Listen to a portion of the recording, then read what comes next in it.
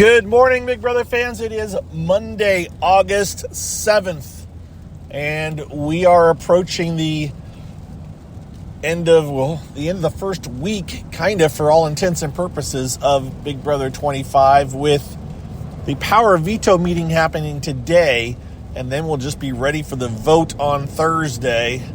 So let's try to give you a roundup of basically what's going on. There's a lot of things going on with this many people in the house, and I am going to try my best to capture that as well as I can. So I left you on Saturday morning. The house guests were going to get up to draw names for the Power Veto. They hadn't yet. And now I'm going to try to think who played for the Power Veto. And I'm going to frankly say I don't remember off the top of my head who the extra players were. Saray was one of them. Obviously, Felicia and Kirsten got to play, and Riley got to play as well. And I just remember, Saray hosted. She didn't play. Hisam also played.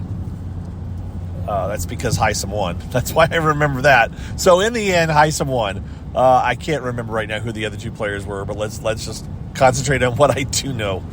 So Hisam won, and apparently it sounds like Riley had a chance, and it was kind of close, and she didn't try super hard. My guess is that Riley was like, I don't want to be the one not to save Kirsten. Kirsten's expected to get saved. She's going to go up. That's who we're going to get rid of. I don't want to be the one not to save her. So I'm going to leave it in Hisam's hands and let him do the dirty work by not using the Power Veto. Even though he'll probably say, Riley really doesn't want me to use it, so I'm not going to use it. That's my guess on the way it's going to go. So, anyways, Riley, this is where it gets a little bit confusing. So we're gonna do the best to summarize it on the play-by-play of things that have happened. So Riley didn't use it, right? She kind of hemmed and hawed, Riley didn't win it, and Saray kind of noticed that. She was hosting. She had a conversation with Izzy. Izzy went up and talked to Riley. Riley admitted as much, that she said, well, I did. Izzy said, did you throw it? She said, I shared this video. Hopefully you've seen it. And Riley said, I didn't throw it, but I also didn't try to win it once I realized someone else was going to win it besides Kirsten. And so Izzy took that information, and we did not see this. It was not on camera, and maybe she did a follow. I think she may have done a follow-up clarification afterwards. But initially, she told Saray that, yeah, Riley said she threw the competition. That is not how Riley said it. Saray, who had already thought that maybe Riley was throwing it, ran with it, then told Jared, I think they're trying to backdoor me because Riley threw the competition. Why would you throw the competition? Why would you tell Izzy that you threw the competition when you clearly know that Izzy is one of my people? And why, it just was like, oh, wow. And so it was Saray getting a little bit too deep inside her own head. I don't know if she's talked herself. I think she's talked herself out of it. She did have a conversation with Riley, which was really an interesting and awkward conversation. But Riley lied. Riley said, "No, I didn't throw it. Are you kidding me? Why would I throw it?" So in that part, Saray's still going to be a little bit worried. But then the kicker was then Felicia showed up, and you had Riley sitting on the couch between Saray and Felicia. And it just was just a really awkward situation where, Saray's in her 50s, Felicia's in her 60s, and Riley's 24. And just the awkwardness of that little girl sitting between two women and I'm not saying little girl in a disrespectful way to Riley. It was just an interesting juxtaposition to see that. And then Felicia just straight up and asked, "So what alliances are you in, or what's your alliance, or who are you aligned with?" It was like, whoa, and they'll show that. They have to show that, because even Saray's head bounced back like, "Whoa, you just said that?" And so Riley just went with it, and I don't think she really later on complained about it or anything, but it was kind of like, whoa, okay. So you got that going on. That was the most interesting parts to me on Saturday. I'm trying to think here if there's anything else that I mean, there's all kinds of stuff going on here, guys. It is so wild and crazy busy right now. I mean, the two main alliances I already talked about, the Bye Bye Bitches and the what's the other one? I get the hand something. I can't remember the name of the other damn alliance right now, but you know who I'm talking about. Riley and Jag and the people in the psycho room. I want to call them the leftovers. It's something like that. Oh, I feel stupid, and I'm not going to bother to look it up right now, but that's just the way things are. The stronger alliance is going to be the one that Saray is in. The other one, they're trying, but Riley is kind of, she's not really the leader of it. And it's kind of on shaky ground. I mean, it's going to stick together. The core is of that group, because they have to, because they can't go to the other alliance. You know, it's kind of one of those things. So, but the house is fairly divided, but it's also the ones that are right on the edge of both of those alliances are really fluid and getting pulled both directions. And so it's just all not going to weed its way out until, really after Kirsten's gone, and depending on who wins the next head of household, that's when it's going to get interesting. It's going to be, until then, we're going to see a lot of things in flux. Nobody wants to, there's doubts of, Saray is still doubting people. They're doubting who's loyal and stuff. The people that are not hardcore in one specific alliance, they're like, well, why are they talking to them? Why are they talking to them? It's like, they just don't trust each other. All right, so back to the weekend. We have our power veto winner with Heisem.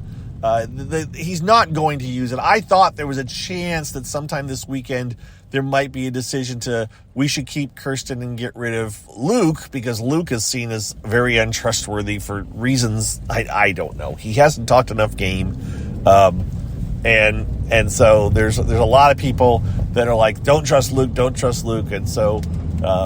Luke is a outsider, and Luke finally may have started to realize that too. On Sunday, he started trying to get a little bit more game talk going on, but he.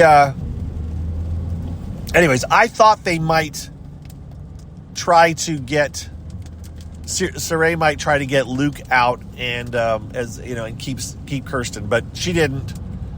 It's not happening. The power veto's today. It's not going to happen. It's not going to get used, and there's no way, even though she might want to consider it, that Saray's going to want Felicia gone, because Felicia is a loose cannon. I got a whole Felicia stories to tell in a couple of minutes here before I wrap up, but let me get through the other game-related stuff. Well, day-related stuff. How's that? On Sunday, yesterday, they did they got the backyard late Saturday night. Then they did the photo shoot, the bathing suit photo shoot on Sunday. And so it's interesting. It's a fall show at this point now, right? And yet they're still doing a summer bathing suit edition. Maybe they should have done a fall. I don't know. Obviously, it wouldn't make sense to do any kind of other thing. It's kind of a tradition with them to do a bathing suit shot.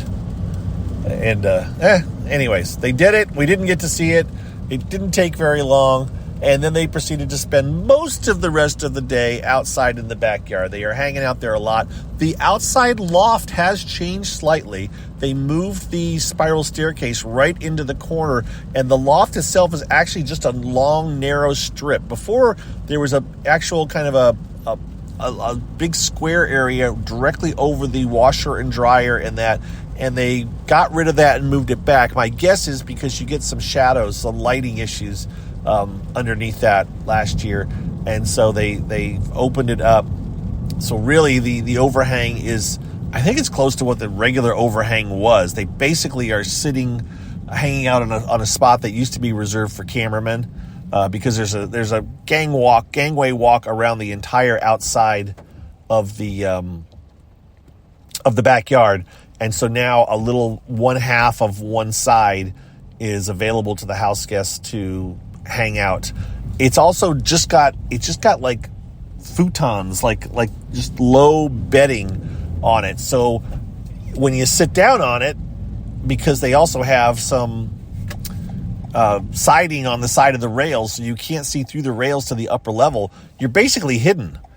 Noticed that last night. So if you go up there and just lay down, people can't see who's up there talking. Not that you're going to be able to be super secretive about it, but you certainly can have a private conversation, and unless you're loud, it's not going to be noticeable, and unless people are paying attention to who's going up and down, they may not kind of piece together who's actually talking. And I just watched that last night while Jared and Jag and Riley were having a conversation where Riley was basically having a bit of a meltdown because the pressure of being head of household has taken its toll on her, and she's feeling stressed out,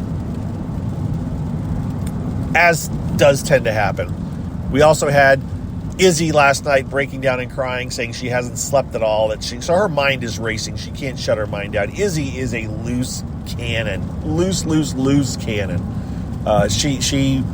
She's just all over the place. It's going to be... Saray has aligned herself with Jared, her son, who plays an okay game, but does things that Saray has scolded him for on a couple of different occasions for the way he's playing. Felicia, who just has no filter, and has already said that next week she's probably going to say, just name your alliance. You know, why don't you guys just tell us the name of your alliance, because it's obvious you're in one. And Izzy, who is she is just going on all the time with her level of paranoia, just overthinking, overthinking. Like I said, not sleeping. It's gonna catch up with her. It has already in some ways, but it's really gonna catch up with her in the end. So that doesn't bode well for Saray, to be honest. Trying to hold together that ragtag group when those are her three, in my opinion, main allies. She's it'll be interesting to see what happens here. What else? We got the Power Veto meeting today. The show was on last night. The show, I was okay. I mean, I barely learned anything new. I was not aware that Jared knew that Saray was coming into the house. I'm not surprised, but they didn't imply that. That hasn't been implied in the house. And you knew that when Jared walked in, it was like, wow, is that the first time he's seeing her? Well, it turns out it wasn't. He knew that he was going to be seeing her at some point.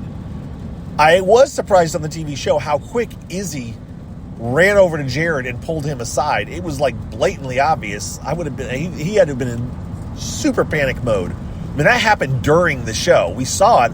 We saw that little pinky swear they did. That all happened. Jared had to have been like, geez, don't say. And they walked right by Bowie. But I think all the other house guests were so caught up in the moment, they didn't realize what Izzy was doing. Otherwise, it would have been really obvious.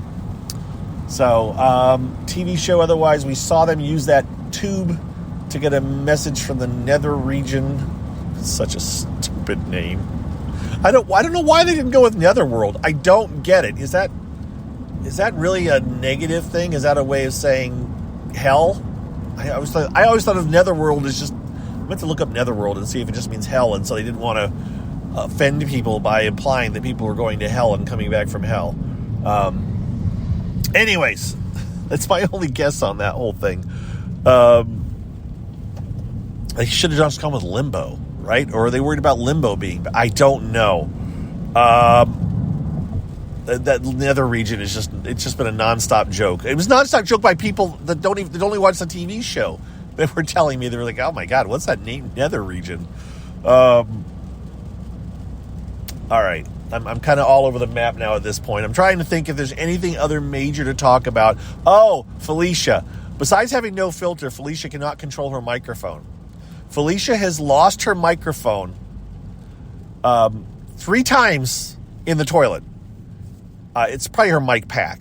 So they wear a mic pack all the time, and she probably has it in the waistband of whatever she's wearing. And when she goes to the restroom, she has dropped that mic pack. Oh, they're different ones, obviously.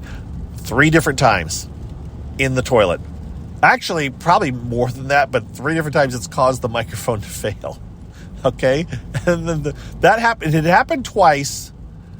And then yesterday, I think it had to be yesterday.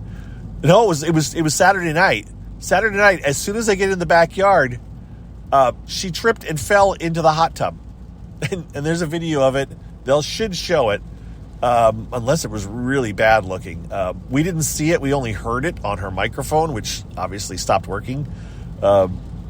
She fell into the hot tub. So that was microphone number 3. And then she, yesterday, again, she dropped the microphone in the toilet. So that's 4. So she's dropped her microphone in water 4 times now, a microphone, her mic pack. And now it's got a plastic baggie or something around it. They've got it wrapped in plastic, or maybe she did it. I don't know. But yeah. So Felicia, I mean, no offense. I mean,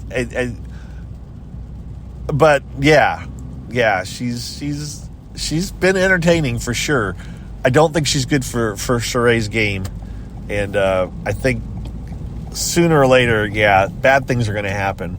I don't know. Sheree's going to, it's a ragtag bunch that she has assembled on her side.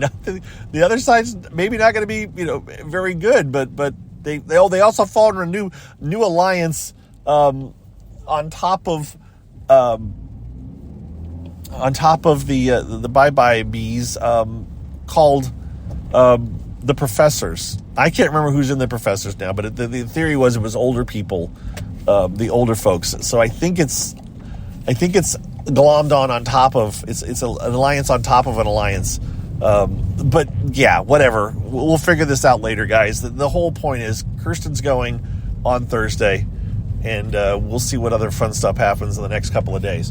Thanks for listening. I have arrived, and I will be checking out. I hope you guys have a good Monday. Again, Power Veto is today, and it's not going to get used, and then Kirsten will cry, and then we'll get ready for her to go home. All that good stuff is happening, and I don't know, we'll let you know, right? Sorry, I'm parking the car while I'm talking on the phone. Thank you to my patrons. Thank you to everybody else. If you want to become a patron, you can go to patreon.com/bbgossip and sign up. It's a one charge a month kind of thing. There's no extra charges. And I will give you a big thank you if you do that. All right. We will talk to you guys later. Bye-bye.